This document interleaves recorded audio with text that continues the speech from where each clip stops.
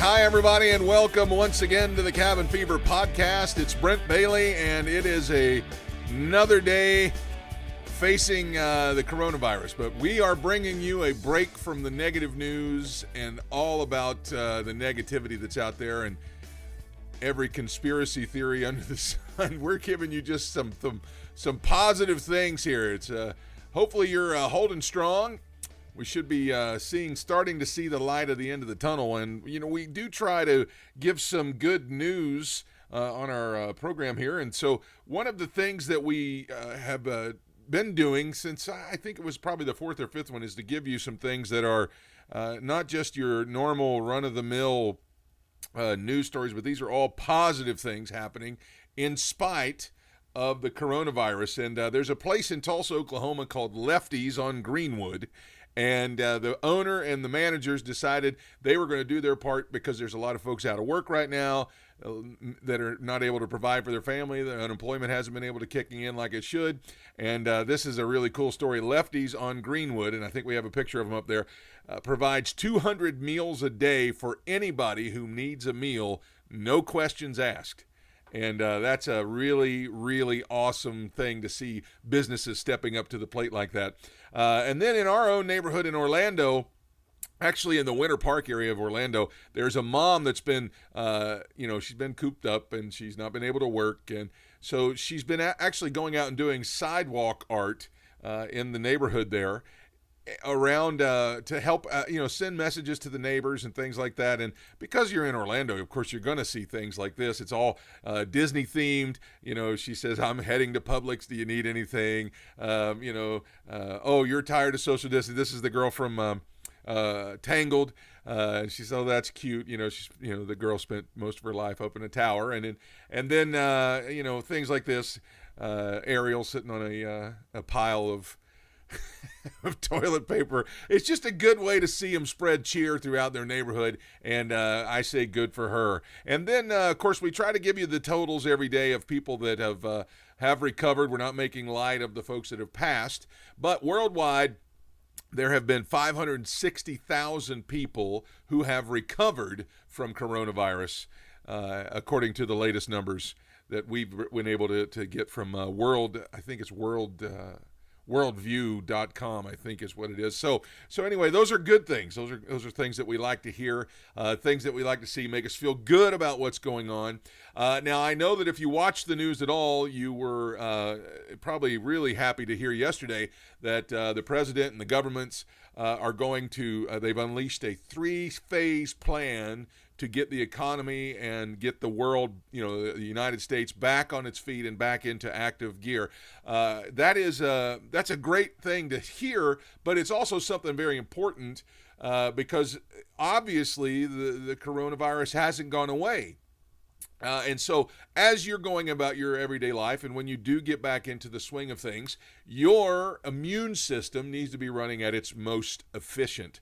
And so we are pleased to have back with us as our guest this week, Dr. Mark Sherwood of the Functional Medical Institute in Tulsa, Oklahoma, a professional bodybuilder, healthcare professional, has done all kinds of great things. We met him at Dr. Increase's Hawaii event where he was a speaker. He speaks all over the world. They have him and his wife, Michelle, have their own YouTube channel, and they do some things on TV, and he just agreed to come back on and talk today about how to improve and strengthen your immune system so that it's running at its most efficient as it goes out there. And so, Dr. Sherwood, welcome back to the program. It's good to have you here.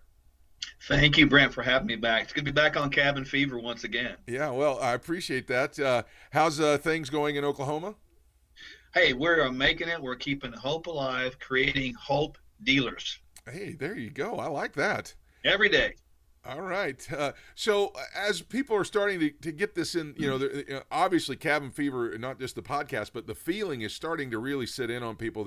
I know that a lot of folks have started to get their stimulus checks. You're seeing huge crowds at Walmart, huge crowds at the grocery store, huge crowds at Lowe's and Home Depot. Anything that's essential, people are getting out and just they're ready to get out. And so really their immune system needs to be running at its top peak performance. And that's why we wanted you to come on today and just speak about that and answer some questions from the audience.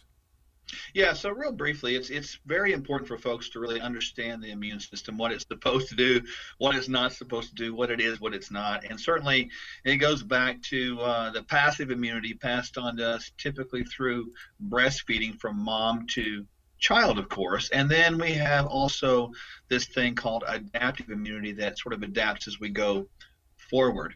Now, when a person is confronted with anything that comes into, upon, or even gets around the body, the immune system is supposed to act like a surveillance and our defense mechanism. And if working properly, viruses or bacteria, which are part of life, and they, as we know, the coronavirus is a family of viruses. It's been around for a while. They occur in animals. They get transferred to human beings. And then our body's supposed to adapt. There are several things that we can do to promote better adaptability.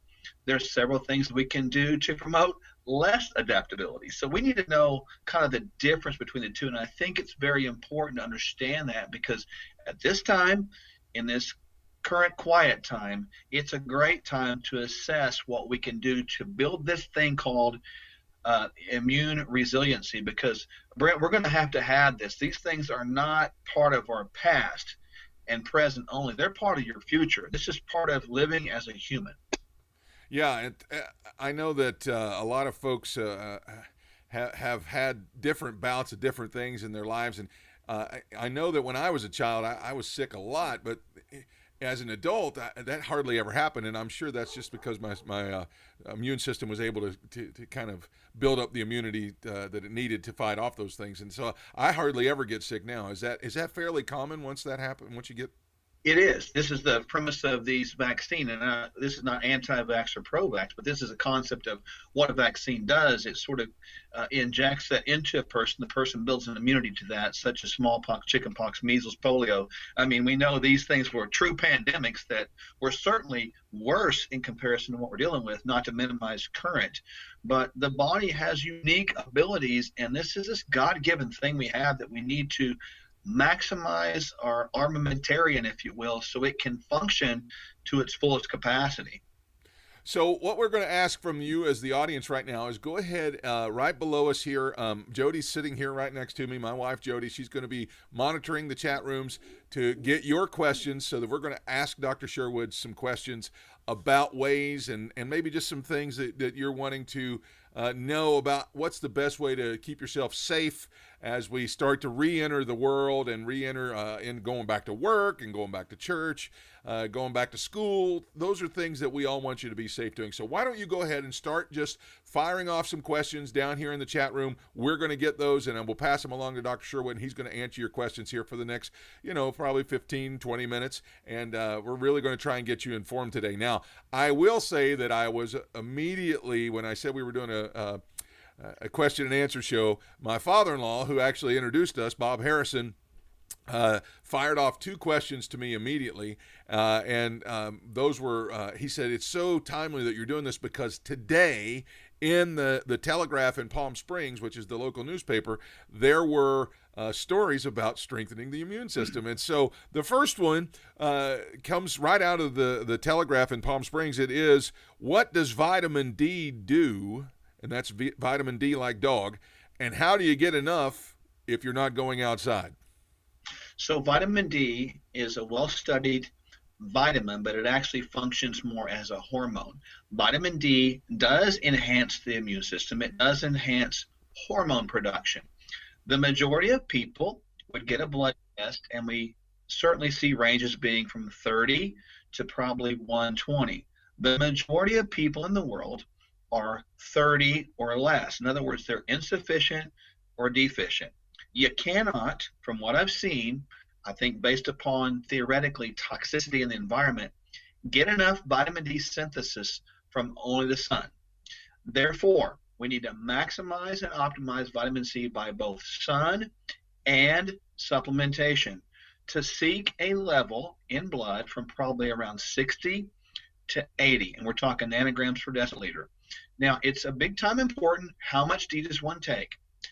We need to take predominantly anywhere from 3,000 IUs up to probably 10,000 IUs. In acute situations, we can go higher, and that can boost the immune system activity. We don't need to get toxic on it, but we've given here recently people as much as 10,000 IUs per day on a consistent basis, driving their numbers up in the blood to probably 90, and that does extremely well with sunshine to build the immune system resilience. So that just completely blew me away, because I thought I was taking enough. I'm evidently not taking enough. I'm taking one small capsule, and wow. So I've got some work to do. I got to start taking some more. Yeah, it's very important to know that the recommended dosage is 800 IUs. That's woeful and pathetic. That will not get you anywhere near where you need to be. Okay. All right. So I just learned something right there. Now, also there was another article that was posted today that there are, some major steps to improving your immune system, and one of the things that most people would never put it together was listed right there is exercise. Can you just speak to how does exercise improve your immune system? So exercise improves the immune system simply by improving the lymphatic drainage. Lymphatic drainage is more of your secondary detoxification system, and it's really a system of getting rid of waste products. When waste products build up in the system, it creates chronic systemic inflammation.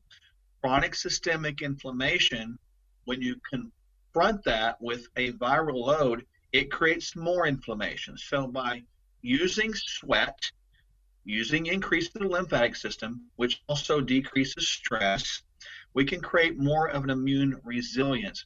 Further, there are two functions of the immune system. One is the immune system, and then our nervous system. Nervous system is one to keep you alive. So when you have chronic stress going on, your whole mechanism of body function will go to keep you alive, and it will push it away from pathogens or viral loads inside of you. So if you're sitting in a tent, for example, and you're fighting a cold or coronavirus, and a bear comes up, you're going to go into immediately the stress mode, and your ability to fight the coronavirus goes away. So exercise can sort of find a balance there again in that, and create less stress in the system and more ability of the body to fight these internal pathogenic invader. Okay, so I know that a lot of people will tell you that they're active throughout the day and they have a lot going on, but what would be a good way to just start for somebody that's maybe been, or maybe they've been at it for a while, and because they've been cooped up for a while, how do you start from the beginning for somebody who's been inactive for a while, and they need to get back into the exercise mode? What's the easiest first step they can take? There's two things to keep in mind. Number one, set yourself a weekly goal of activity. I like about 150 minutes per week, just to start right there. Do not set the goals per day. If you set them per day, that sort of perpetuates this potential failure mode. If you do it per week, it gives you flexibility during the week, so you can actually achieve 150 on a weekend if you wanted to, and that's fine. The second point of that is maintain an activity focused in your life. So I like the numbers 20 and 2. For every 20 minutes you sit, just stand up for 2. And during the course of an 8-hour day, how many squats have you done? How much movement have you done? And when you stand up, very importantly, Brent, it activates the enzyme lipase. Lipase can break down fat tissue. So just by the movement that's sort of parenthetically activity oriented and regular during the day, that will stimulate the body's production of fat burning, and we can improve fitness by just doing those two simple things. Oh my goodness. So just standing alone is a big deal. It's beautiful. That's why the stand-up desks are just brilliant. Awesome. Okay, so there's a lot of talk about vitamin C when you start talking about immune system. A lot of people will mention vitamin C regularly, and I drink orange juice and I take this and I do that. But the question that's now coming out is from one of our viewers is, how much is too much vitamin C? Right. Vitamin C is incredibly important because it has antiviral capacity. Further, keep in mind that vitamin C is depleted in times of chronic stress. So if we live in chronic fear, we're sucking the life out of the gas tank of vitamin that's good. C. Vitamin C needs to be dosed up, as we say, titrated up to effectiveness. You need at least 5,000 IUs, or 5,000 milligrams, 5 grams per day. You can divide that in dosages for anybody, 2,500 on each end of the day. You can, in acute situations, come to 10 or 15,000 milligrams, 10 to 15 grams per day. The body is fine with that. Here's the mechanism of action to determine if you've got too much. You will begin to get loose stools. So I was dealing with a young lady just today, and she's taking 10,000 IUs per day and having good success, but we've got to broke it down into 4 doses of 2,500 each. So don't be afraid of vitamin C. And to the point of orange juice, would not recommend getting it from orange juice, because orange juice per capita has a very high glyphosate content. Glyphosate can destroy the gut, which can destroy the immune system. So get it from a very good quality sourcing in either a liquid or capsule form. Perhaps liposomal delivery would be an option. Now, is there, I know we're not doing, endorsements for certain kinds, but can they pick up a supplement through your organization, or? Sure, we've got 2 that I really like. There's a liquid one called C Plus Bio Fizz. It's got some other sort of antiviral agents into it, and it's like a fizzy tang drink. It's really good. And so what was it again? C plus, like the plus sign, bio, B-I-O, fizz, F-I-Z-Z. It works wonderful. Everybody likes it. It's a great refreshing drink anyway. And then the other option is we have some liposomal delivery caps that I use a lot to sort of dose up appropriately. And right now, myself, I'm taking about 8,000 milligrams per day, 4 on each end of the day, with no loose stools and good effects. So here's what we're going to do. At the end of the broadcast, if you can send me that, we'll put that up at the bottom here, like we did last time you were on here, so that they can get that. All right.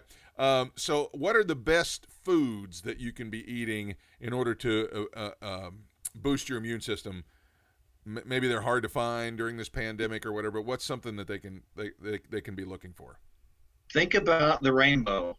Jesus promised us he wouldn't destroy the earth with water anymore, right? If we eat like the rainbow, we won't destroy our body anymore. So the bottom line is the rainbow. Eat multicolored fruits and vegetables. Those have tons of vitamins, minerals, nutrients, polyphenols that actually build up and enhance the immune system. The immune system operates with a system of cofactors. Cofactors are vitamins and minerals that come from our food sources. So the more natural eating from the produce aisle we do, the better we'll do. And even if you can't afford organic, just wash it, okay, and probably right behind that you can get frozen vegetables. But we need to eat more plant food. That's the key. Okay, so more plants, stronger immune system. Yes. All right. Okay, now we have been talking about supplements, and we don't want to turn this into a supplement-only show, but there's a lot of folks asking a lot of these questions. Is it possible to take too much vitamins? I mean, I know we talked about vitamin C, but people are asking about ODing on vitamins. Is that possible? It's possible. You can get too much of anything, of course, and keep in mind you can't. And I've said this before. You can't supplement away. You can't pill away, pray away, hormone away, or procedure away a bad diet. You take supplements in, and if we try to catch these things by chasing supplements, we're not absorbing them anyway. Further, the body's about balance and homeostasis. You don't. For example, I'll give you zinc. Zinc's well known, one that's sort of a trigger right now. Women need to take 20 milligrams. Men need to take 40 or 50. Don't go over that, because you will deplete a mineral called copper, which is very important for relieving our body of stress, oxidative stress. So you take too much of one, you throw the thing out of balance, and it becomes a problem. You need to work with someone that knows what they're doing about therapeutic loads and non-therapeutic loads. Okay. All right. Last question. There's been some talk that sleep and rest has a big effect on the immune system, but there's a lot of people that are freaking out and having stress right now. And I know that we can't just just say don't be stressed. We know that, but what are some steps that people can take that really probably haven't been getting very good sleep right now? And that's one of the questions that we did get asked is, what can I do if I just can't sleep? What are some steps to help me with that? Two things, put this in practice right now, and I guarantee it will help with sleep. Number one, knock out a 30 or 45-minute window before your planned bedtime. Get away from the phone, get away from TV, get away from the computer, and get your Bible out and read. I'm serious. Just do that. That will calm the spirit, calm the soul. Secondly, take melatonin. I want 3 milligrams minimum for every single solitary person that's above 40 years of old, because melatonin has an antioxidant capacity, and get this, Brent, anti-inflammatory action against some of the pathways that's targeted by COVID. The interesting thing behind that is all the ladies in Wuhan, China that were pregnant that got COVID, 0 fatalities. Why? Because they produce more melatonin per capita than someone their age. Further, as we age, the pineal gland in our brain that produces melatonin begins to shrink. So this is a phenomenon. As we age, we fall for this trap. Well, I don't need 4 or 5 hours of sleep. That's a false statement. We need to get 7.5, 8 hours. Our body cannot recover efficiently if we don't get adequate cyclical completion of 4 sleep cycles during the period of a night. Wow. So the old saying, get your 8 hours. That's genuine. All right. Okay. I got one more. Okay. What people are asking now about essential oils. Yeah. A lot of people subscribe to those. Have you found out that this actually does do something for folks? Yes. The body is about frequencies. Essential oils are extremely effective. They are effective at bringing calm, peace. Even thieves can be very effective towards the sterilization of environments, like atop the desk or things like that, or put it on your hands. Diffusing essential oils are exactly brilliant to have relaxation. You can take the eucalyptus as sort of an anti-mucolytic as well. So brilliant with those. Use them, yes, and use them appropriately, not only, but appropriately with proper supplementation and diet sources. All right. And then the last question we're going to take from the audience is, somebody asked a question, and I know your stance on this because I've heard you speak about it. But people are asking about sugar because they've been locked up. They're going to their comfort food and things like that. Can you just speak about that real quick? Yeah, it's interesting. Sugars and sugar-converting foods, they are dangerous because they do provide a dopamine surge in our brain, stronger or at least equivalent with cocaine. Now, this is a drug. There is a withdrawal capacity to it, and it's hard to break the habit. But here's what I want people to know. Do not beat yourself up for going to want to get dopamine. That's not the problem. The problem it really is we just need to step back and trust God to strengthen us, understand that we are full of self-control and discipline, and realize this powerful statement is God is never going to ask you or direct you to put anything in your mouth that's going to cause that kind of an action, the cocaine sort of addiction. That's not from him. Let's don't beat ourselves up. We're all capable of doing anything or listening to the enemy anytime. So just cut oneself a break right now and just move forward from today on. All right. So you have written a couple of books that people could probably get their hands on. I'm going to throw one of them up on the screen here real quick. The Quest for Wellness. That seems like a very relevant title to today. They can pick that up at your website, fmidr.com, or no, that's Amazon. It is only on Amazon. Yeah, all on Amazon. Okay, so you can pick it up by just going to Amazon. Everybody knows how to do that. And then your second book was called Fork Your Diet. And I don't have a shot of that one, but both of those, you can pick those up on Amazon. Is that correct? And there's one more I want people to get is called Surviving the Garden of Eden. Oh, nice. Right? So it's got a nice easy, literal 1 or 2 day read on biblical principles behind why we do what we do. So really, those are going to help people. They really are. All right. Dr. Sherwood's website is fmidr.com, and I'm going to throw that up there on the screen for you. You can also follow along with them. He and his wife, Michelle, of the Functional Medical Institute. She is also a doctor and practices there, and we are going to have her on the show one day. But you can follow along with them at Mark Sherwood 4E on Twitter, FMITV on YouTube, and FMIDR on Facebook. Dr. Sherwood, thank you so much for coming and being with us again on the program. Before we get out of here, could you just pray a prayer of healing over the folks right now?